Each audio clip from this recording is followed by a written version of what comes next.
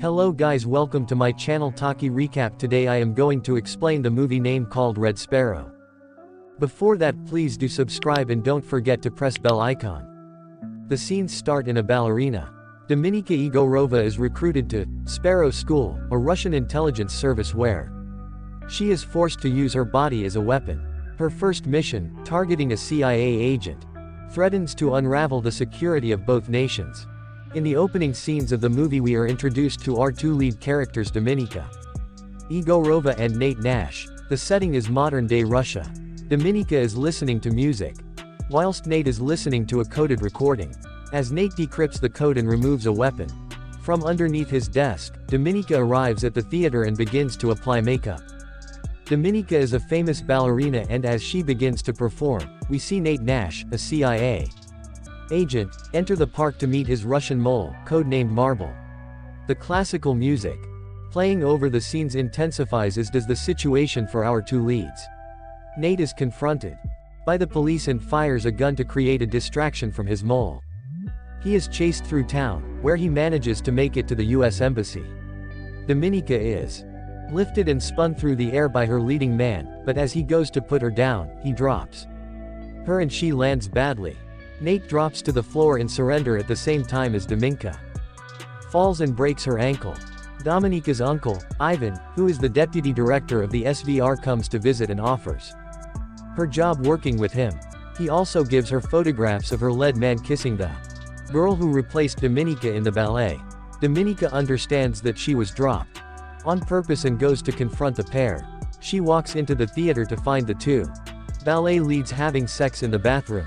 She beats them both violently with her walking stick, then leaves. When she returns home, her mother is on the floor unable to get up, and it becomes clear to Dominika that she will have to take her uncle's job if she wishes to maintain good care for her mother.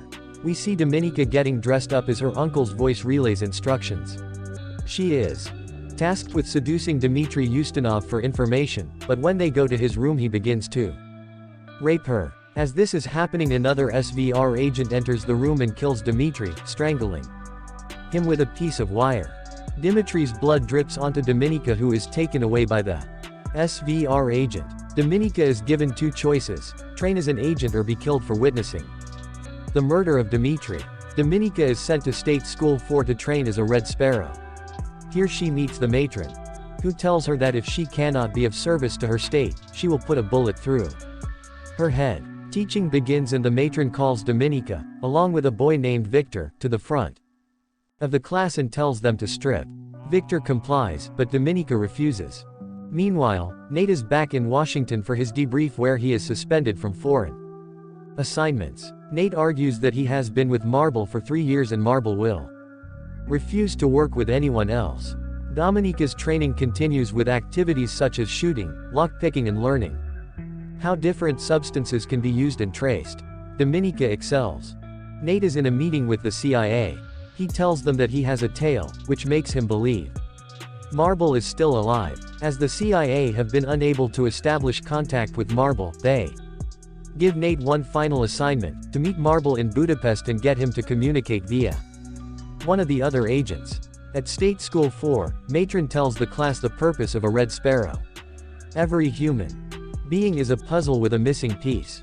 A Red Sparrow must establish the real need of the other person and become that missing piece. The students are assigned returning soldiers and told to take care of their needs. Dominika picks a quiet boy and takes him to her room. Later, when she is showering, a fellow Sparrow walks in and tries to rape her. She rips off the shower handle and beats him with it. Dominika's uncle, Ivan, is in a meeting with the senior members of the SVR, including General Korknoy, to discuss Nate. They are aware that Nate will be trying to establish contact with their mole, and they are keen to send in another agent to establish the mole's identity. Though Dominika has caused friction with the matron due to her continued refusal to obey orders, she is given the assignment in Budapest. She must get close to Nate, establish trust, and find the mole. Dominika moves into an apartment alongside another agent called Marta. She is quick to establish contact with Nate, but he is quick to realize that she is a Russian agent.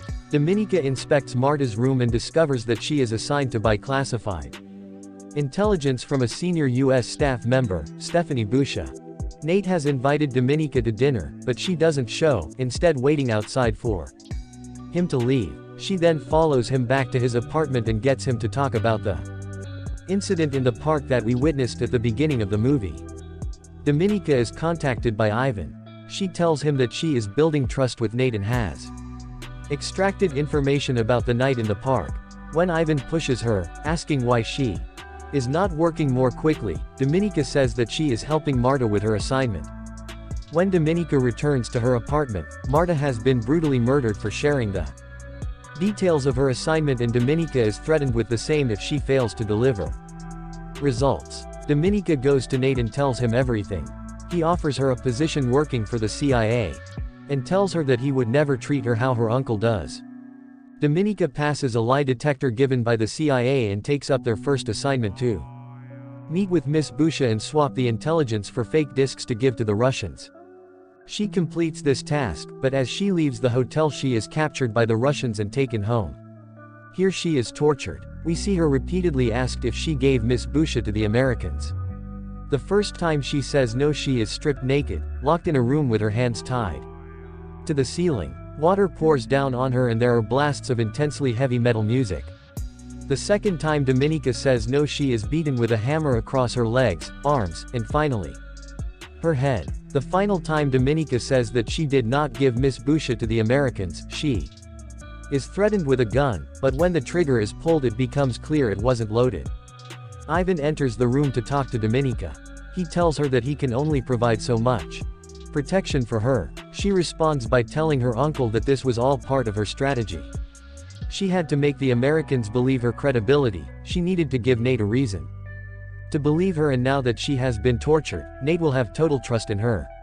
Dominika asks her uncle to let her go back and prove that she can get the job done efficiently. At this point we are left to wonder whose side she is really on.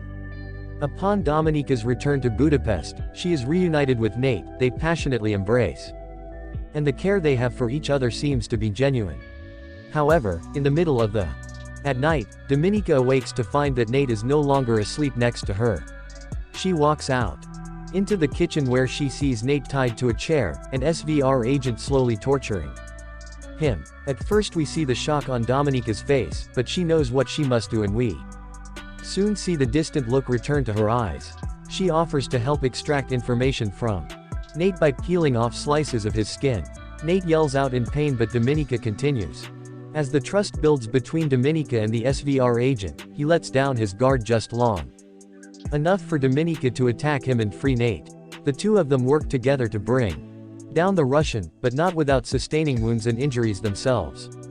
As Dominika recovers in hospital it looks like it is all over for her.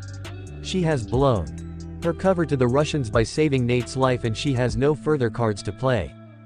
General Kortnoy comes to talk to her, a man who we have seen to be steadfast and intimidating throughout the movie. Just as all hope is lost, Kortnoy makes the shocking confession that it is he who is the mole. Kortnoy is impressed by Dominika's work and dedication, and wants her to give him up in order to gain the full trust of the Russians. She can then take over his role by giving Russian intelligence to the USA. Kortnoy accepts his fate and awaits the arrival of the Russians to impose his imminent death. A team of Russians and Americans gather on the airfield to trade moles. Nate holds onto Dominika's arm and asks how she was able to give up the mole so easily. He is disappointed in her decision. We see Marble step out of the helicopter with a bag over his head. Nate continues to express his dismay by telling Dominika that the Russians will never let them take Marble alive. She says that one day he will understand what she has done, but Nate reiterates that he will not, because he is not in the habit of throwing people away. Dominika begins to move towards the Russians, Marble towards the Americans. All that is left is for Nate to confirm the mole's identity. The bag is lifted and in a huge final twist we see that the man Dominika has named as the mole is not Kortnoy, but is in fact her uncle, Ivan. In a sequence of flashbacks we see that Dominika has worked for a long time to implicate her uncle, removing a glass from Nate's apartment and placing it in Ivan's and opening a bank account in Ivan's name into which she got the CIA to transfer money. There is a look of resignation in Ivan's eyes, and as he passes Dominika he says, "You have killed me." Her response to him is, "Didn't I do well, uncle?" They walk past each other, but as Ivan approaches the Americans he is shot dead. The Russians grab Dominika, who is in shock, and push her into the helicopter. She is later receiving a Medal of Honor from the Russians. Kortnoy gives her a nod as everyone applauds. Dominika returns to looking after her mother. She receives a phone call. There is no voice, only the sound of the classical ballet music, which makes her smile. And film ends here.